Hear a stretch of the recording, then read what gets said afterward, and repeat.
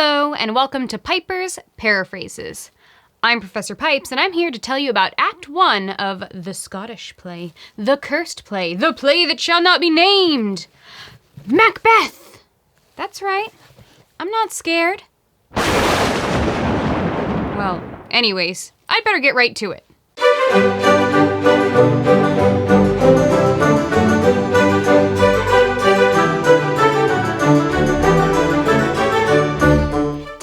This play is based on real events, but kind of in the same way that Sharknado is based on the fact that both tornadoes and sharks exist.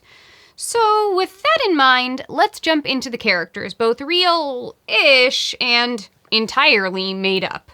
We'll start out with some major witches. And I do mean that literally. They're sometimes called the Wayward Sisters, or the Weird Sisters, which is interesting since weird in Old English meant fate, and these witchy sisters are much like the three fates in Greek mythology, as they prophesy about the fates of some of our main characters, including Macbeth. Now let's get to that titular character, Macbeth. He's a brave general and the Thane of Glamis, which basically means he's like a nobleman for a specific region, Glamis. He's a good buddy of the king, for now at least, but he's also pretty easily corrupted, as we'll see.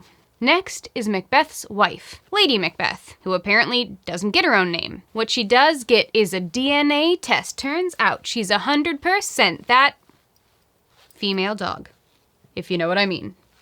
She's cold, calculating, and ambitious, and encourages and helps her husband with all sorts of evil deeds. Duncan is the current King of Scotland, and he's a big fan of Macbeth, who was instrumental in Scotland winning the war that just ended when the play is beginning. He's super nice and kind, and basically is a pretty great king. Malcolm and Donalbain are Duncan's sons, and Malcolm is heir to his throne. Unfortunately, they got a dip pretty early on in the play. Banquo is a buddy of Macbeth, and he's also a general. He seems generally level-headed, even when he hears a super awesome prophecy. Macduff is another nobleman who is pretty sus about Macbeth from the start, and will eventually see him rise up against our powerful protagonist. But he's not actually in this act. The play begins with thunderbolt and lightning, very, very frightening me. Oh, and 3 witches. They're planning to meet up again after the battles are over so they can talk with Macbeth. Then they disappear. In scene 2, we get to hear about a battle. I mean, I get it. It'd be pretty hard to show a war on stage at the Globe. So next best thing, right? Duncan is talking to his sons and an unnamed captain who tells us about how terribly the battle was going until Macbeth killed the traitor MacDonald. Unfortunately, then the Norwegian troops attacked, but Macbeth was totes ready for them too. The captain then starts bleeding out, so he's all peace, just in time for 2 other noblemen to enter, Angus and Ross. No, Cooper, not that Ross, come on. Ross tells Duncan that the Thane of Cawdor was a traitor and helped the Norwegian army. Luckily though, Macbeth, as usual, was super brave and awesome and killed so many guys that the enemy just gave up. Duncan is completely stoked and orders Cawdor to be killed and the title of Thane of Cawdor to be given to Macbeth. In scene 3, the witches are back, and they're all talking about the mischief they've been doing and planning since they last met up. Like, I've been slaughtering pigs, how about you? Witch, please, I'm planning to curse this dude because his wife wouldn't give me a chestnut.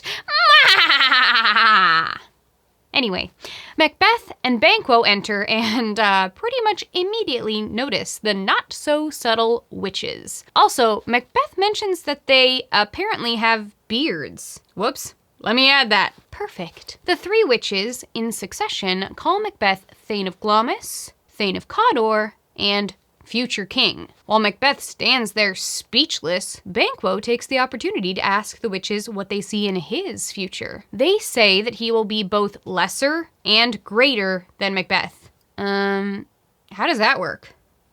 Well, apparently, it works like this. Banquo won't be king, but his descendants will be. Macbeth then snaps out of it and snaps at the witches, asking them how it's possible that he will be either the Thane of Cawdor or the king, both of whom are still alive. He orders them to tell him, but instead they disappear. They're real good at that. Soon Ross and Angus come in and congratulate Macbeth for his victory and announce that he has been declared Thane of Cawdor. Whoa! As they head out, Macbeth, with the prophecy in mind, starts thinking to himself about murdering Duncan. That escalated quickly. In scene 4, we head back to Duncan, whose son, Malcolm, is telling him about Cawdor's execution. And Duncan laments that he completely trusted Cawdor. Speaking of people whom the king totally trusts, but shouldn't, Macbeth enters with the other noblemen. Duncan immediately thanks and praises him, and Macbeth responds by saying that it's his honor and duty to do anything and everything to protect Duncan. Right. Duncan praises Banquo too, and then declares his son, Malcolm, the Prince of Cumberland. Yay! Duncan then says they should all go to Macbeth's castle. With some final flattery, Macbeth leaves to let his wife know. On his way out, he laments to himself that Malcolm is now in his way to becoming king. So he's gonna have to do something about that. Dun dun dun! Meanwhile, for maximum irony, Duncan yet again talks about what a great guy Macbeth is. In scene 5, we meet Lady Macbeth, who is reading a letter from her husband about the witches, their prophecy, and his new title. She worries that Macbeth is too nice to do what is necessary, aka to kill the king. Don't worry though, because she's ready to convince him. Then a servant enters to let Lady Macbeth know that the king is coming tonight. How convenient. Once he leaves, she continues soliloquizing, and it gets dramatic. She asks the spirits to unsex her and fill her with cruelty so she can do the necessary evil deeds tonight. Aww, what a nice lady. Soon Macbeth arrives, and Lady Macbeth gets straight to the point.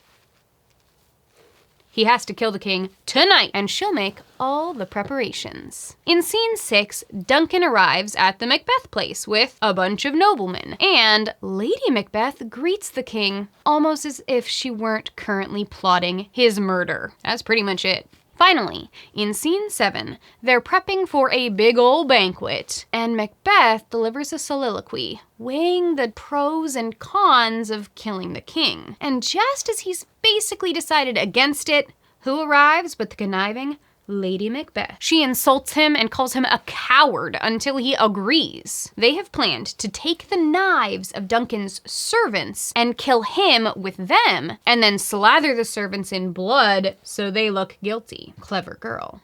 With that, Macbeth is ready, and the act ends. Now let's discuss some of the important themes in this act. We should probably start the same way that the play does, with those infernal witches, who bring into question the idea of fate. Now, fate is a pretty common theme in lots of Shakespeare's works, and his thoughts on it seem rather complex, which is clearly evident here. The witches call Macbeth Thane of Glamis, which he already is, as well as Thane of Cawdor, and they say he will be the future king. Since the audience already knows that he has, in fact, been made Thane of Cawdor, it would seem that their prophecy is correct, that Macbeth's fate is sealed. However, he does not wait for fate to bring him kingship, as it supposedly inevitably will. Instead, he and his wife decide to take their destinies into their own hands and force the prophecy to come true, begging the question, is it fate or is it choice? Is Macbeth destined to become king, or is it the manipulation of the witches that encourages him to seek this path? The apparent enigma of fate and free will is mirrored in the words of the witches themselves, who speak in paradoxes, saying they will meet when the battle's lost and won, that fair is foul and foul is fair, and that Banquo is lesser than Macbeth and greater, and not so happy yet much happier. Confusing. This prophecy, of course, brings us to perhaps the most important theme of the play, the dangerous nature of ambition. Ambition is the driving force behind both Macbeth and, perhaps even more so, Lady Macbeth. Once the prospect of power is in their sight, they are willing to do anything to achieve it, even murdering the fair, beloved king, whom Macbeth states it's his absolute honor and privilege to serve. In fact, this idea comes to Macbeth almost immediately after he hears the prophecy. Lady Macbeth sees ambition and evil as going hand in hand, saying that she worries that Macbeth is not without ambition, but without the illness that should attend it. As a result, her ambition causes her to berate and push Macbeth towards what she feels must be done. Meanwhile, Banquo serves as a foil to Macbeth. He also hears an awesome prophecy, and one that he would of course want to come true. However, unlike jerk Macbeth, he doesn't try to force it or murder anybody. He is not blinded by ambition and thus does not succumb to the evils that Macbeth does. Next, let's talk about the relationship between appearance and trust. It is clear in this play that things are not always as they appear. Throughout Act 1, Duncan keeps talking about how much trust he has in people, although he says there's no art to find the mind's construction in the face, meaning it's impossible to tell what a person is like by their appearance.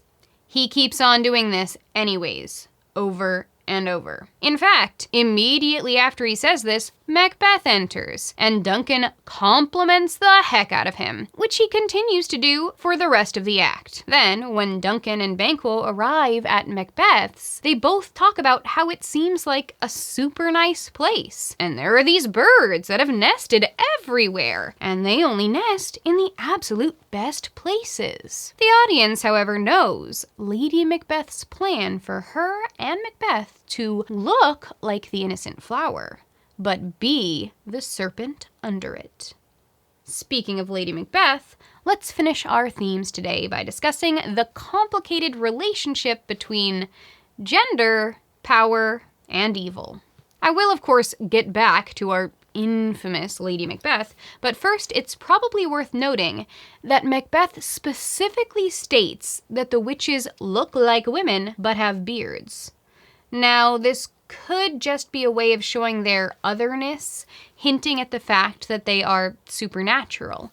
But with all the other gender talk going on, I don't think it was a random coincidence. These witches are incredibly cruel, discussing death, murder, and torture with ease, and even humor. The beards, therefore, might be used to symbolize how this behavior is typically associated with men, something Lady Macbeth clearly believes. In fact, in arguably her most famous soliloquy, she asks the spirits to unsex me here and fill me from the crown to the toe, top full of direst cruelty. Meaning she wants to be less womanly so she could be filled with cruelty.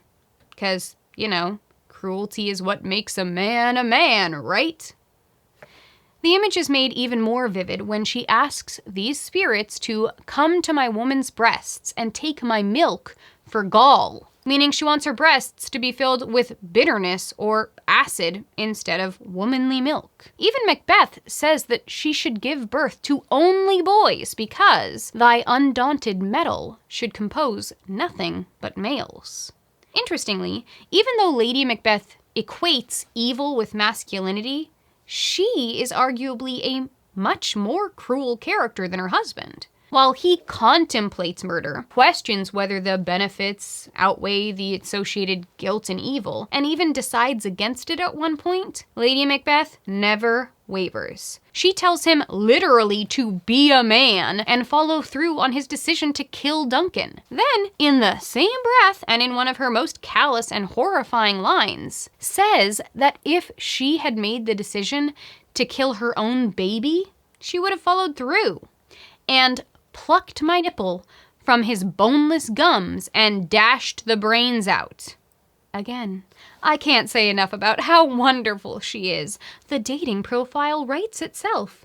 Evil, conniving, and willing to murder both kings and babies. While Lady Macbeth's gender prevents her from having the same power to act as her husband, or the same political power, she seems to be the one pulling the strings. So maybe power and evil are not exclusively male traits. Finally, I'd like to leave you with some food for thought. Consider these questions as you review this act. First, based on the events in the story so far, what do you think is meant by the witch's statement that fair is foul and foul is fair? What might this demonstrate about the story? Second, what is the purpose or the effect of having this play start with the end of a war? What might this demonstrate or symbolize? Third, how do Banquo and Macbeth react to the witches themselves, and then to the prophecies? What do their reactions demonstrate about each of them? Fourth, how would you characterize the states of mind of Macbeth and Lady Macbeth in this act? Make sure to use evidence to support your answer. Finally, why do you think the play starts with the witches? Why do you think Macbeth doesn't appear until scene 3, after we've already heard quite a bit about him? Thanks for watching this episode of Piper's Paraphrases. Now go forth, read a bunch, and maybe don't plot to murder the king.